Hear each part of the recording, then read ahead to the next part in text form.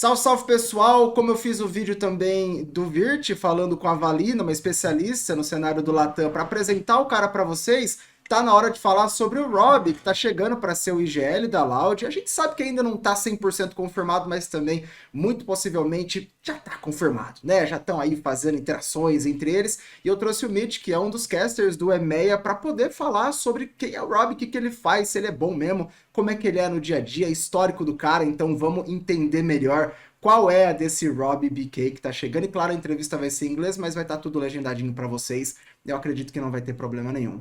So, Mitch, thank you so much for being here. Thank you for accepting the invite to talk about Robbie BK. And I think the first question here has to be the most obvious one. Who the hell is Robbie BK? For the Brazilian community who doesn't know him. Well, thank you very much for inviting me as well. Very happy to come and speak about our region.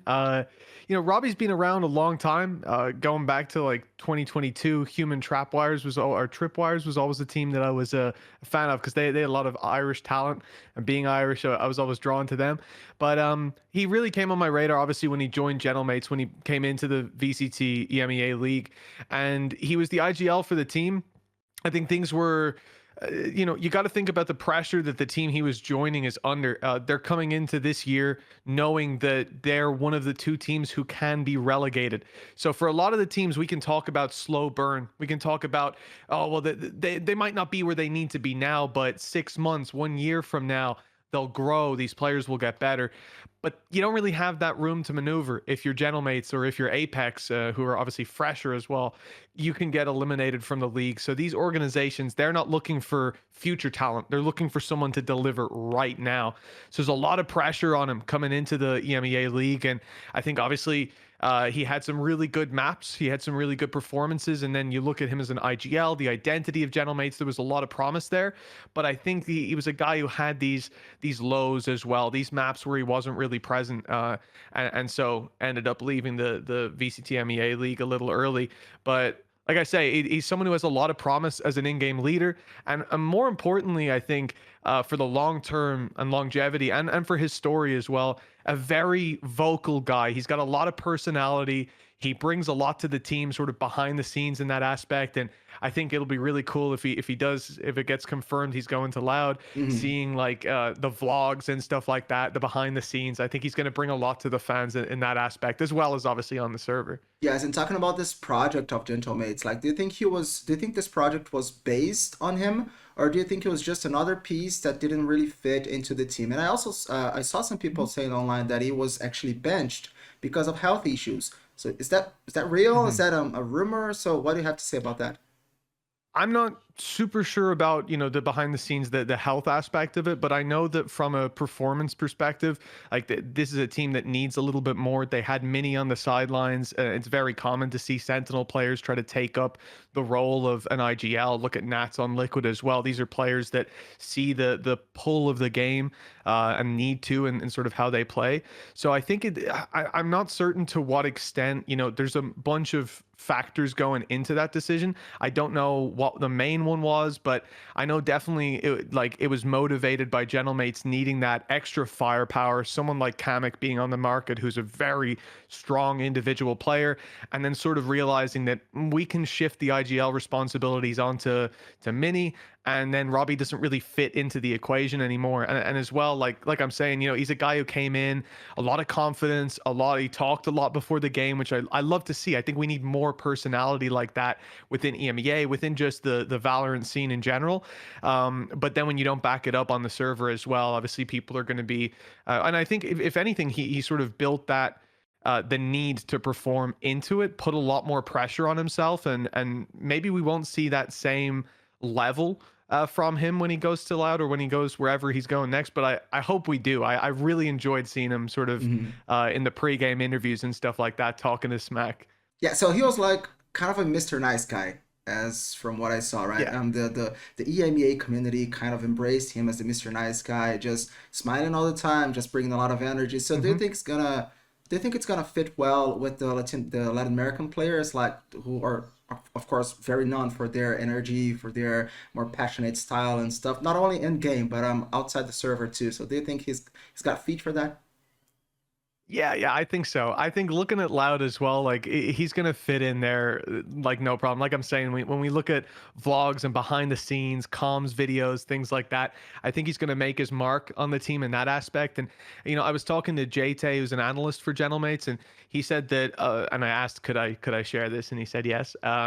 That he said that Robbie's a very aggressive IGL. He likes to play the game, even when sometimes they maybe don't need to get aggressive. He'll still pull out that little bit of extra aggression, likes to get in their face. He's very quick thinking. So I think that's going to complement being on a Latin American team more than anything. So I'm really excited to see what he's able to do. I think like if I was to, language barrier is obviously going to be one thing that I'm concerned about off rip, but I think that's something we've seen a lot of teams adjust to over time. So I'm very confident that he can be a player that delivers a lot. And like I say, I think he needed to be on a team that wasn't facing relegation this year, that isn't fighting for their spot in the league, because it's just all that pressure put together and then zero margin for error. If you underperform in a couple games, that team's going to go, well, this is our spot in the league on the line. We need to make a change right here, right now. Yeah, and I also think that I was gonna ask you about his play style, and you've already said that, Hmm. and that's very good because I was like wondering, is he more of an aggressive player, more of a defensive player, like Oh, a he's aggressive. teamwork oriented kind of guy, or Yeah, something different? So it's actually very good to know that he's kind of a more aggressive guy because I think that fits Loud better at the state that they're absolutely. currently in. And also you were talking about the pressure that apparently he felt, or that maybe he felt joining the Gentlemates because of this whole situation with the Hmm. relegation and stuff. But you know that Loud has one of the biggest fan bases like out there, like worldwide.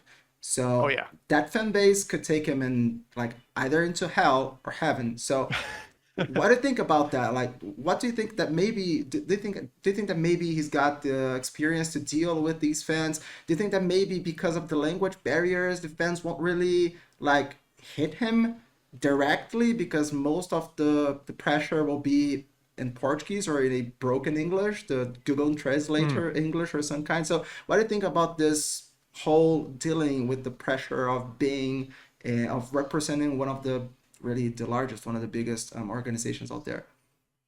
Yeah, so I guess like Robbie BK, to say this, his peak is somewhere that like when he's at his best, he can play on any of these teams. I think, I can't speak to what I see behind the scenes, like to his IGLing, but the people that can, the people on his team, they speak highly of him in that regard.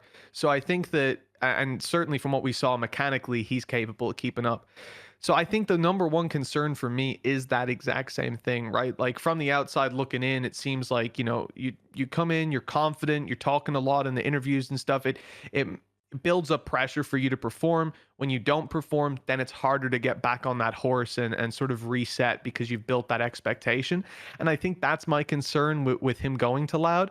But look, that's something that every player is going to have to face at some point. And I think he's one of those players who envisions himself later, a couple years from now, being one of the greats, being one of the big names. So he hasn't seen that level of challenge yet. When you look at all the previous teams he's been on, I don't think anyone was looking at him being picked up for those teams, even Gentlemates, and saying, well, he's going to be the next big thing. But you talk about big fan bases. Gentlemates has a really big fan base, and like I said, from my perspective, maybe pressure was something that affected him on that team. I don't think he's had a ton of experience with it either, but look, like I said, this is something that every player is going to have to face at one stage or not in their journey, and being surrounded by the squad with the experience that Loud has as a team, I think that's going to help him out, and hell, maybe also, like you say, you can avoid some of that criticism by just not translating it.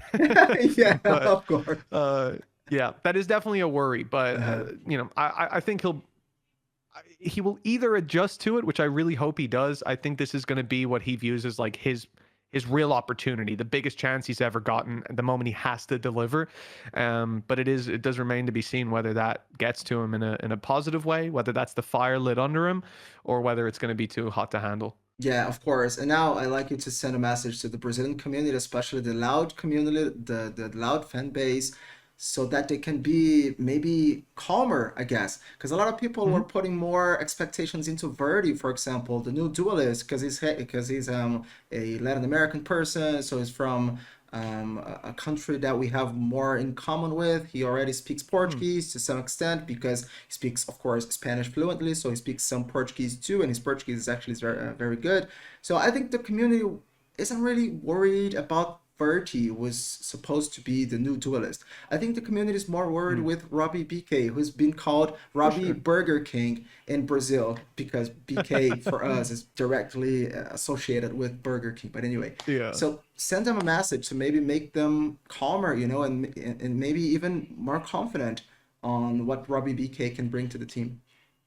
Well, I guess like I wouldn't come in and say that he's going to be the next Vinny, right? I'm a huge Vinny fan, and I think that those are big boots to fill. I'll say that plain and clear. But when I speak to people on his team and they tell me that on his old team now, and they tell me that he's one of the fastest like brains in the game, that he's a quick thinking IGL, thinks quick on his feet, likes to play aggressive. You know, you've got someone coming in that I think lives and breathes your play style. So this is a guy who's going to complement the team. And as we've seen before, he's not afraid to put himself on the chopping block. This is a guy that can play almost any agent in the game. He's happy to be the guy that gets out of his comfort zone if it means his teammates are getting into their comfort zone. So I think that if there was, you know, he might not be that star name, that guy that we've seen perform at Masters events, and we know he can do the business. But the reality is that this is a guy that could be the face of your team a year from now, 2 years from now, or certainly someone that's talked about a lot. He can lead you to victory. That's for sure. But you know, be kind to him. Don't put too much pressure on him because he can deliver.